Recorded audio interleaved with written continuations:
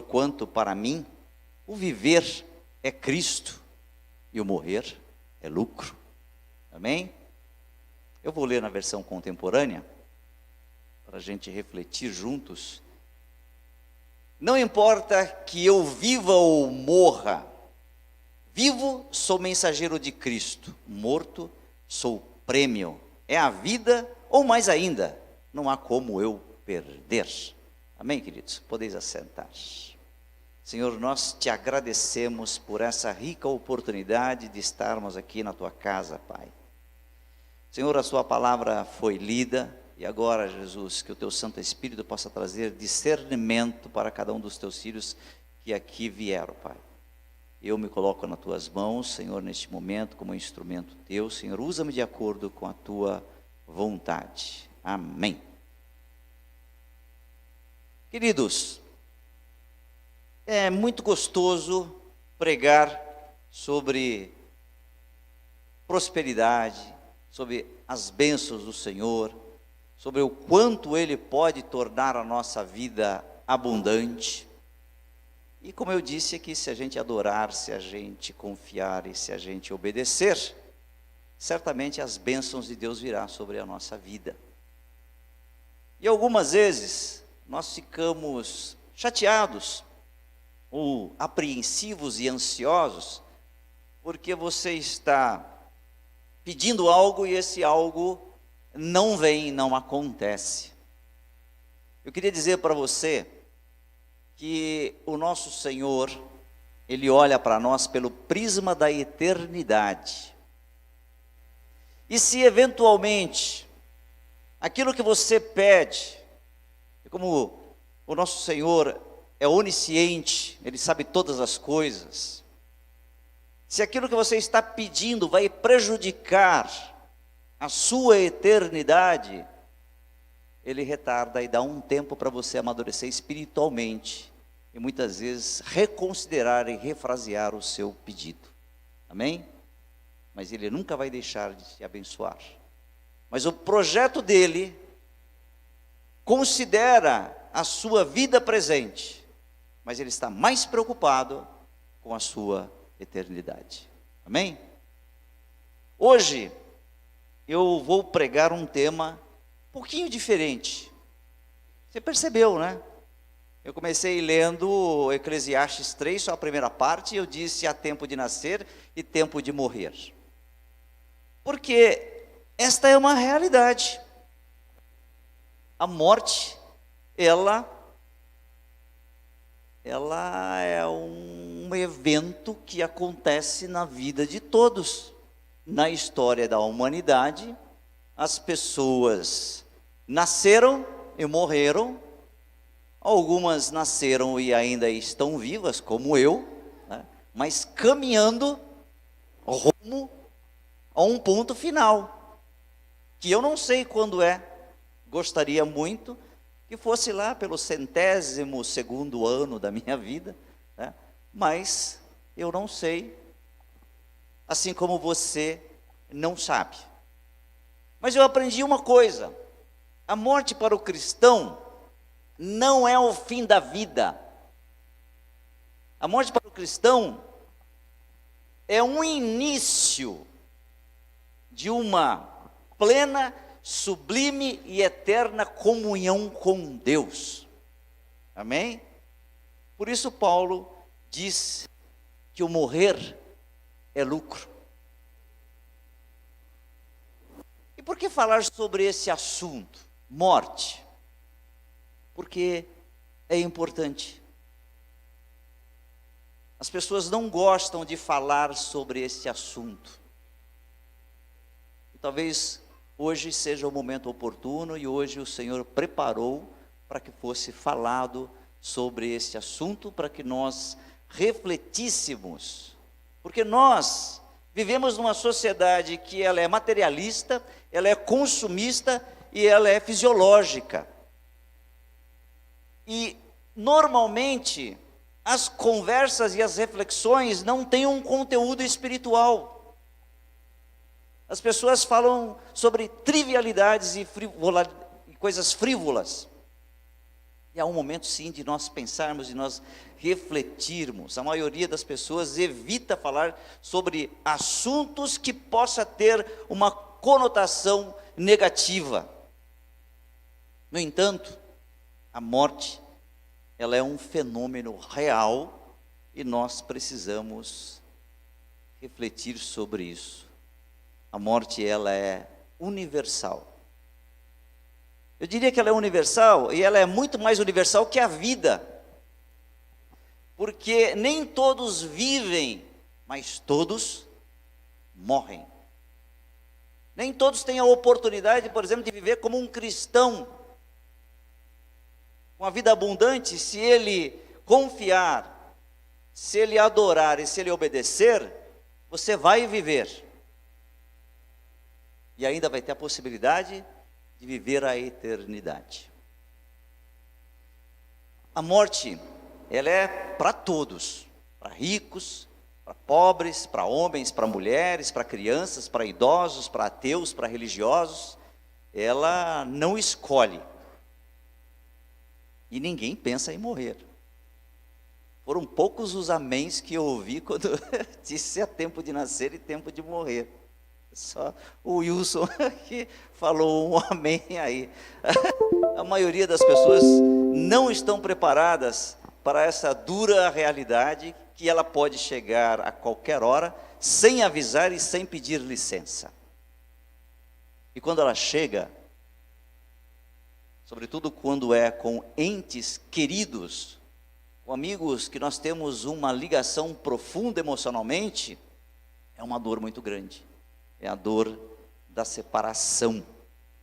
Mas Deus, em sua onisciência, deixou a sua palavra para nos orientar e nos confortar.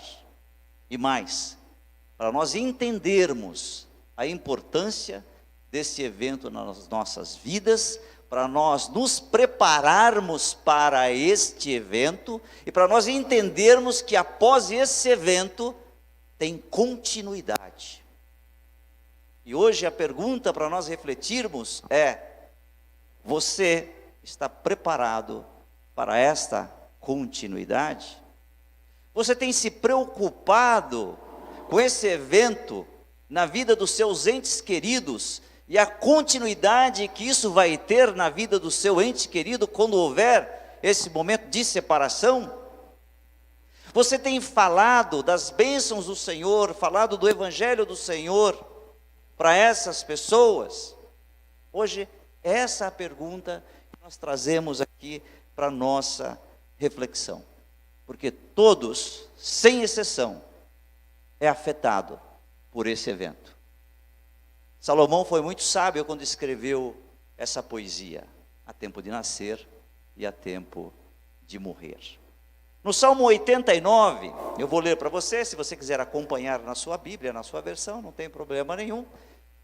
Mas eu vou ler aqui o Salmo 89, no verso 48, diz assim: quem pode continuar vivo e nunca morrer? Quem pode escapar da sepultura? Em Eclesiastes, tem uma outra referência sobre a realidade desse evento e a importância de nós nos prepararmos para ele. Eclesiastes 8:8 diz assim: ninguém pode dominar o vento, nem segurá-lo. Assim também, ninguém pode evitar a morte, nem deixá-la para outro dia. Nós temos de enfrentar essa batalha e não há jeito de escapar. Já que temos que enfrentá-la, é importante que nós entendemos, ou venhamos entender o que significa a morte. Talvez para algumas pessoas aqui que têm a formação na área de saúde, é muito fácil dar uma definição científica, médicos, enfermeiros, e até pessoas curiosas que gostam do tema de saúde, sem necessariamente ter a formação, mas ler bastante, teria até uma definição do ponto de vista científico. Por exemplo, eu poderia dizer, usando uma definição para leigo, uma definição do tipo revista super interessante, Poderia ser assim, é um cessamento clínico, cerebral ou cardíaco irreversível do corpo humano. E quando acontece isso, aconteceu a morte física. Mas tem continuidade. E é isso que o Senhor Jesus quer que nós entendamos. Essa continuidade e o nosso papel enquanto temos a vida física. Uma definição mais popular seria a interrupção da atividade elétrica do cérebro. E de vez em quando a gente assiste uns filmes, né? E aí a pessoa está lá num leito de hospital, e aí você vê aqueles bips, as frequências, e de repente você vê um zunido contínuo e uma linha contínua. Naquele momento, houve uma separação entre o corpo físico e a alma. E há algumas coisas importantes para a gente entender, e a Bíblia nos ensina sobre isso. Para onde vai esse espírito e essa alma? Para onde vai? O corpo a gente sabe, fica lá, é um ente querido, você contrata um serviço com muita dor, para que coloque ele dentro de um ataúde, dentro de um caixão, que o prepare, vai ser velado por um tempo, é o momento da despedida. Mas para onde foi o espírito e a alma? Que continuidade tem? Onde é que eles vão ficar? Ou melhor, a pergunta, onde é que eu vou ficar? A Bíblia fala sobre tudo isso.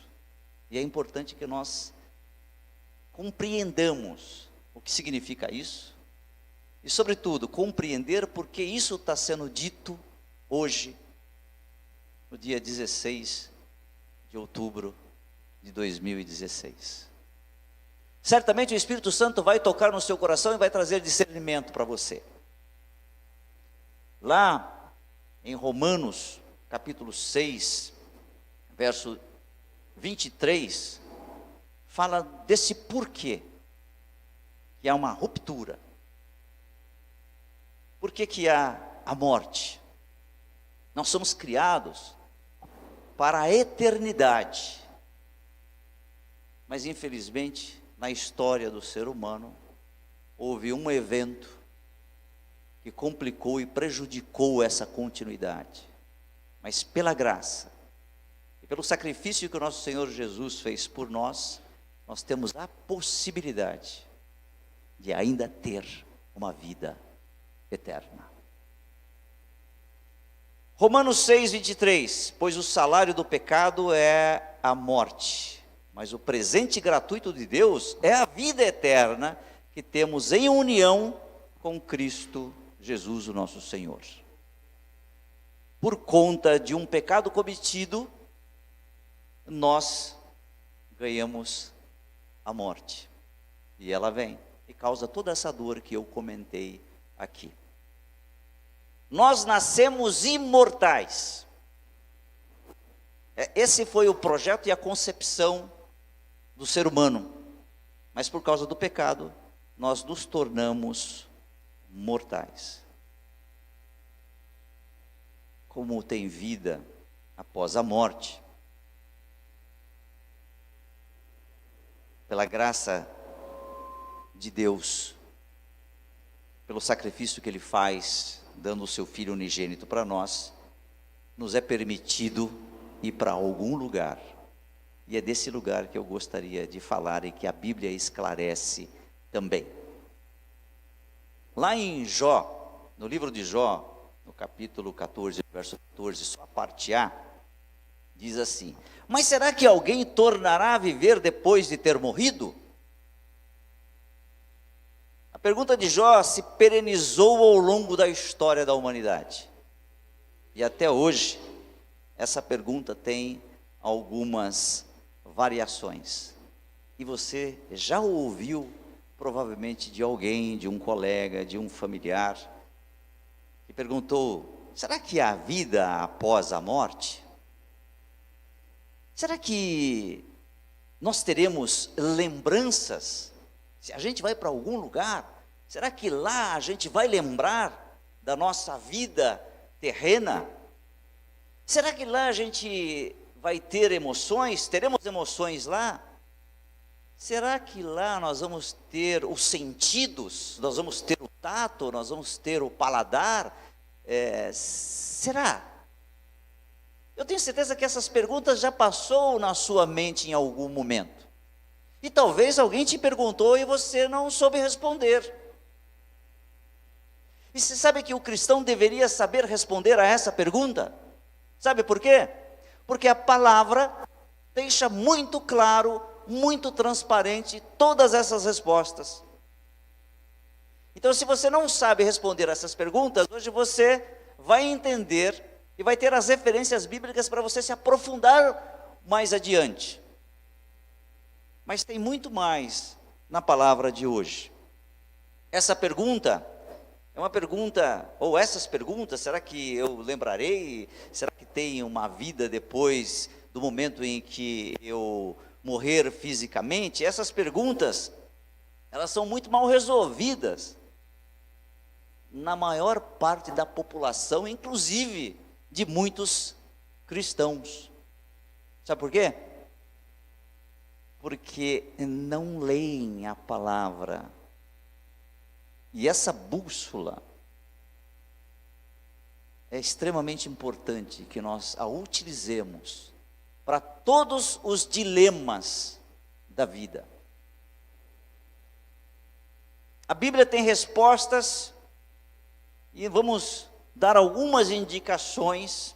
Vou começar com você, lendo lá em Gênesis 35, verso 18, para começar a falar que desde o início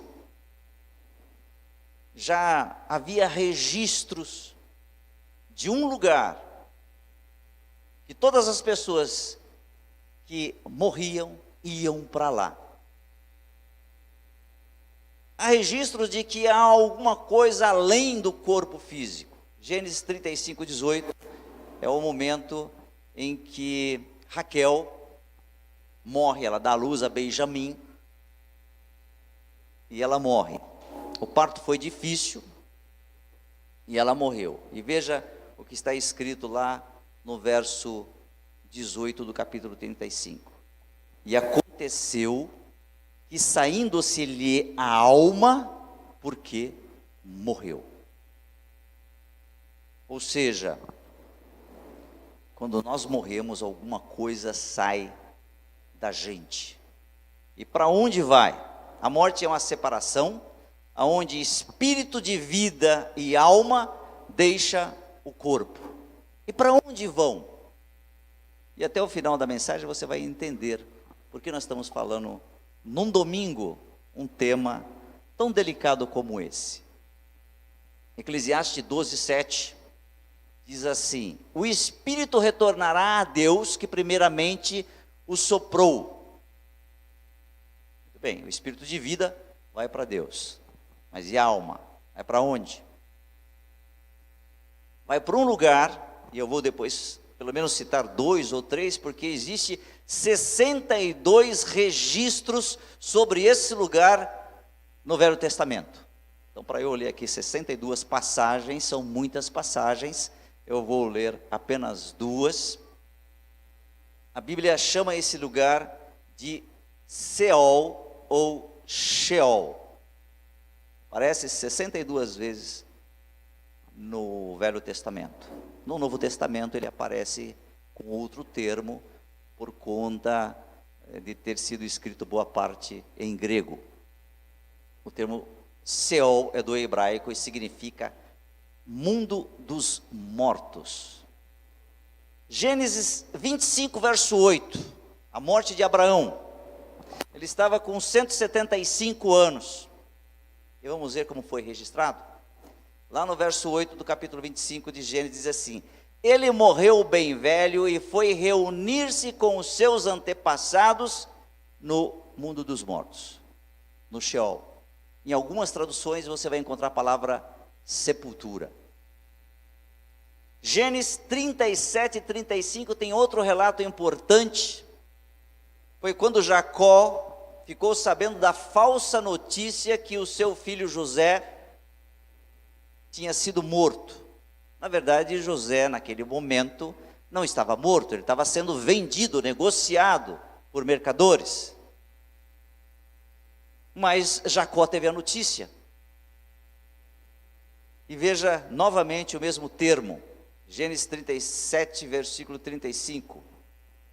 E levantaram-se todos os seus filhos e filhas, tentaram consolá-lo, mas ele não quis ser consolado e disse: vou ficar de luto por meu filho, até que vá me encontrar com ele no mundo dos mortos, no Sheol.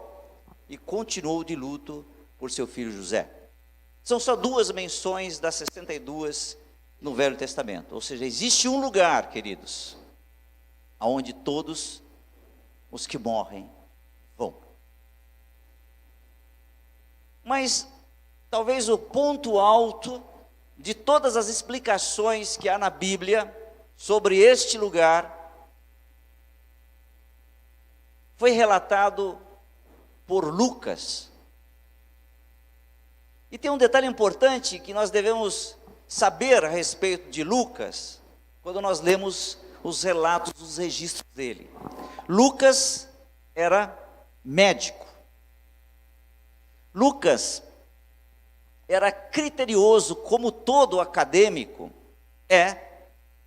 Lucas sabia lidar e conhecia o que era nascimento, o que era sofrimento, o que era morte.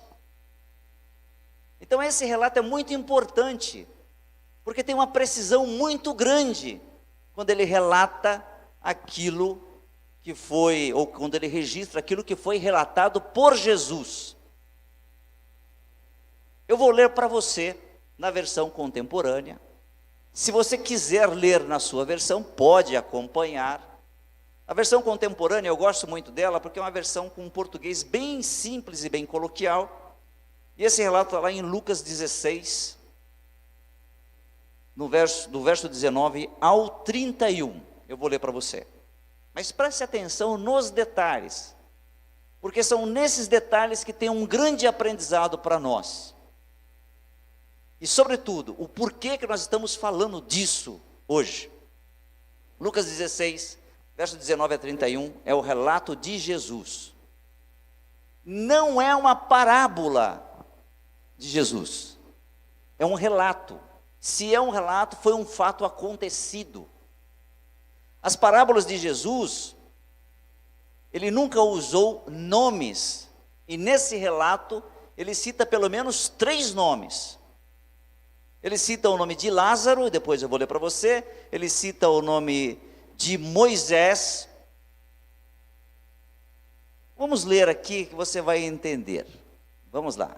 Havia um homem rico que se vestia com as roupas mais caras. Um exemplo escandaloso de consumismo. Um mendigo chamado Lázaro, cheio de feridas, costumava ficar à porta de sua mansão. Lázaro vivia das sobras da mesa do rico, e seus melhores amigos eram os cães que vinham lamber suas feridas. Mas um dia o mendigo morreu e foi levado pelos anjos para junto de Abraão. O rico também morreu e foi sepultado no inferno. Atormentado, olhou para cima e viu Abraão ao longe na companhia de Lázaro e implorou: Pai Abraão, misericórdia, manda Lázaro mergulhar o dedo na água e vir aqui refrescar a minha língua, estou em agonia neste fogo. Abraão respondeu: Filho, lembre-se de que durante sua vida você desfrutou do bom e do melhor, enquanto Lázaro só viu desgraça. Agora tudo mudou. Ele é consolado e você sofre. Além do mais, há um grande abismo entre nós. mesmo que quisesse, ninguém pode ir daqui para onde você está, e ninguém daí pode vir até nós. Mas o rico suplicou: permita-me então fazer um pedido. Envia Lázaro à casa do meu pai e de meus 5 irmãos, para adverti-los. Não quero que eles venham parar neste lugar de tormento.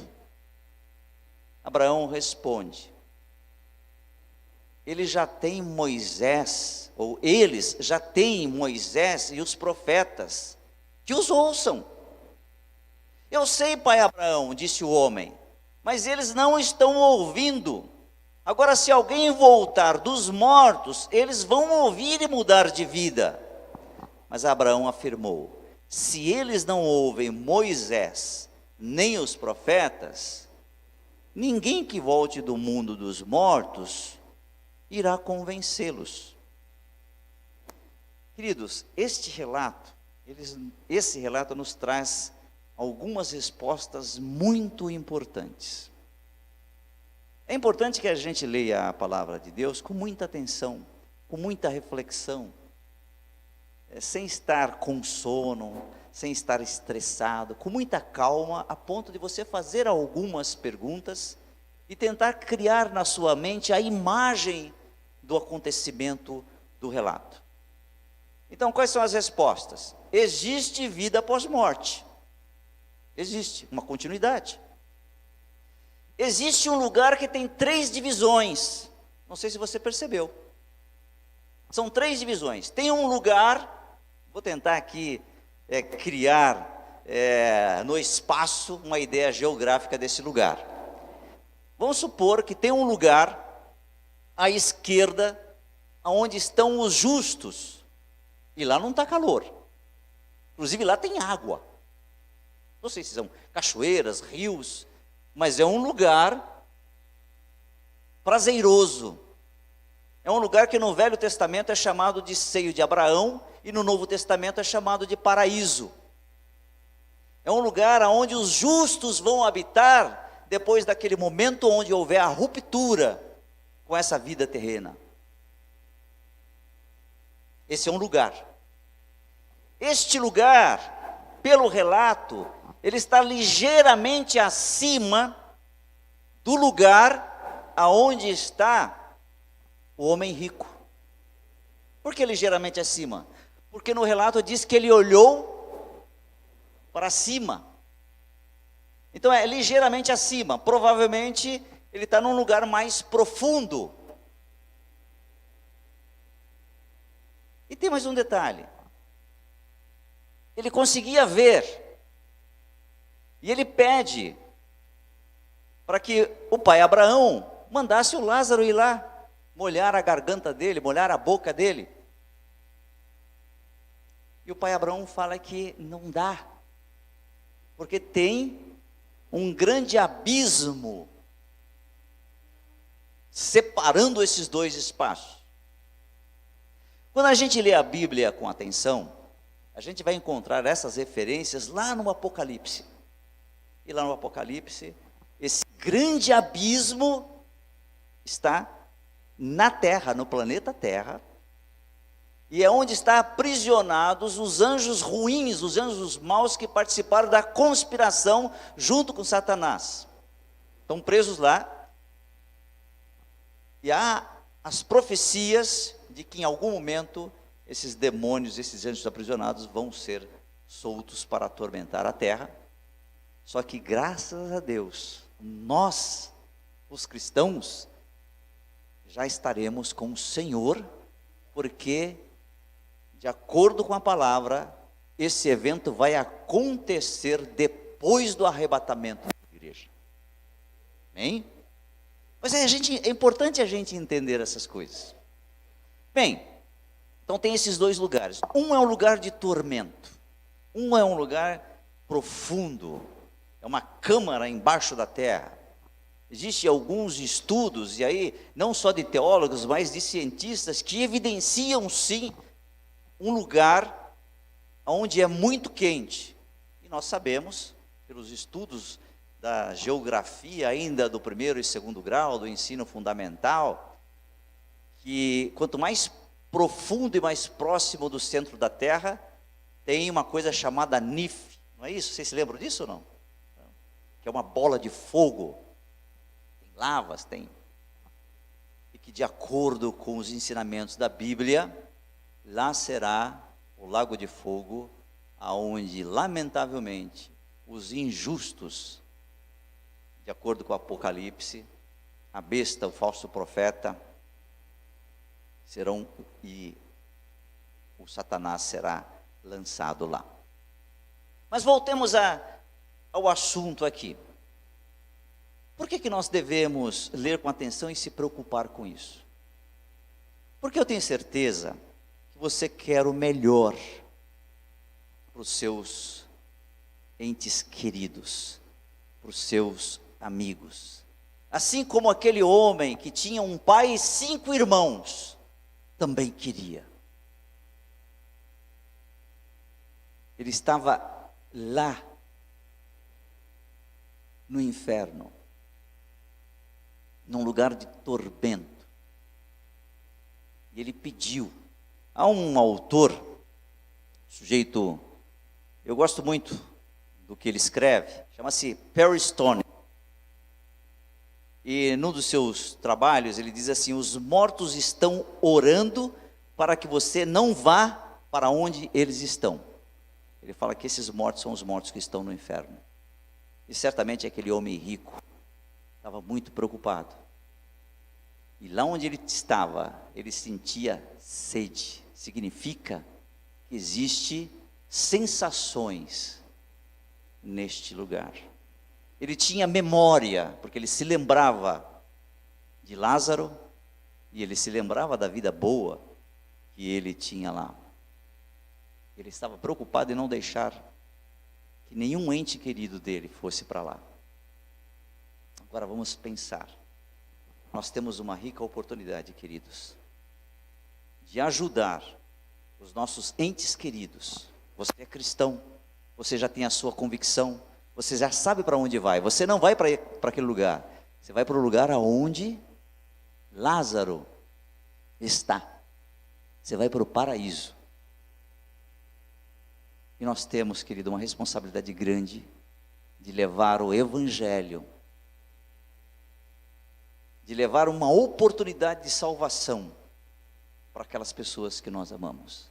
Seja o seu pai, a sua mãe, o seu irmão, o seu cunhado, o seu superior hierárquico, o seu subordinado. Fale de Jesus para essas pessoas, para que elas não tenham esse destino. É uma responsabilidade nossa. Falar de Jesus, convidar para vir à igreja, esse é o ID nosso. Não deixe, em hipótese alguma, de falar de Jesus. Fale. O Espírito Santo trabalha, mas ele precisa que você tenha essa iniciativa. Porque nós queremos que as pessoas que nós amamos estejam conosco lá. Não sei quem vai antes, se vai ser eu, se vai ser você, se vai ser a minha filha ou o meu filho, não importa. Eu quero ter a certeza que vou encontrá-los lá. Amém? Lá no paraíso, de acordo com a descrição da Bíblia, é um lugar de descanso. Um lugar onde você não terá preocupação. Mas lá do outro lado, é um lugar de tormento. E lá você terá muitas preocupações. E muitos sofrimentos, angústias e dores. A conclusão é que o inferno é real, não é fantasia. A vida eterna é real e não é fantasia. A salvação é real e não é fantasia. E nós deveríamos estar preocupados. O Senhor, Ele quer te abençoar nesta vida aqui. Se você confiar, se você adorar, se você obedecer, você será abençoado. E E obedecer significa também pregar o Evangelho. Significa também falar de Jesus. E aí você vai ser abençoado nesta vida e vai garantir a sua vida no paraíso. Gostaria também de aproveitar o ensejo e falar sobre o que aconteceu depois que Cristo é crucificado e morre. Quando Cristo é crucificado e morre, naquele momento, o corpo foi para o túmulo. O relato está aí, nos 4 evangelhos. O corpo foi para o túmulo. Mas a alma, o espírito sai, o corpo fica lá. E ele vai lá, no mundo dos mortos. E lá no mundo dos mortos, ele prega. Ele prega para os 2 ambientes. Aquele ambiente que está mais alto, o ambiente que está mais baixo. No ambiente que está mais baixo, certamente, ele falou, por que aquelas pessoas estavam ali? Pela sua maldade, pelo seu egoísmo. Aliás, Lázaro estava num ambiente que era o paraíso, e o homem rico estava lá no inferno, mas não porque ele era rico, mas porque ele era egoísta, porque ele teve a oportunidade de fazer o bem e não fez. E Jesus vai nesses 2 ambientes e ainda leva uma testemunha. Não sei se vocês se lembram, mas teve um ladrão que foi abençoado e que ouviu a seguinte frase de Jesus: você estará comigo ainda hoje no paraíso. Mas tem mais coisas aí. Sabe esse ambiente? Um estava ligeiramente mais alto e um ligeiramente mais baixo. Sabe o que Jesus fez nesse tour de 3 dias que ele passou por lá? Está escrito aqui. Aquela turma do paraíso, ele tirou desse ambiente, que era o mundo dos mortos. Ele tirou de lá e levou para o 3º céu. Saiu desse ambiente terreno, dessas crateras subterrâneas no centro da terra. Ele tirou de lá e levou para o 3º céu. Onde está escrito isso? Vamos lá, Efésios 4:8. Diz assim. Vamos ver se nós... Eu vou ler na versão contemporânea. Fala, o cativo levou o cativeiro.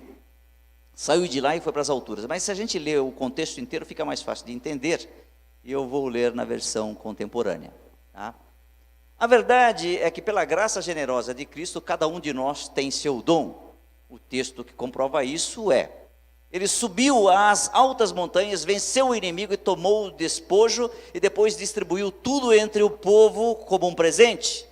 Não é verdade que aquele que subiu também desceu às partes mais profundas da terra? Está falando daquele que foi lá embaixo, no inferno. E aquele que desceu é o mesmo que subiu de novo aos mais altos céus. É muito profundo, requer talvez um momento de reflexão, de leitura, de buscar outras referências, mas resumindo, inclusive na escola bíblica eu mostrei um esquema, um desenho. Jesus sai, morre, o espírito e a alma vai para o inferno, ele prega, depois ele pega todos os justos que estavam nesse mundo dos mortos, ele leva para o céu, e depois ele volta no 3º dia, ele volta para o túmulo, e ressuscita no corpo que ele havia deixado lá. Nós precisamos ler mais a Bíblia para entender essas coisas, esses mistérios, porque é muito profundo, queridos. Então eu queria hoje deixar essa reflexão para você. Você ama as pessoas que estão ao seu redor? Você quer o melhor para elas? não perca a oportunidade de levar a mensagem de Cristo.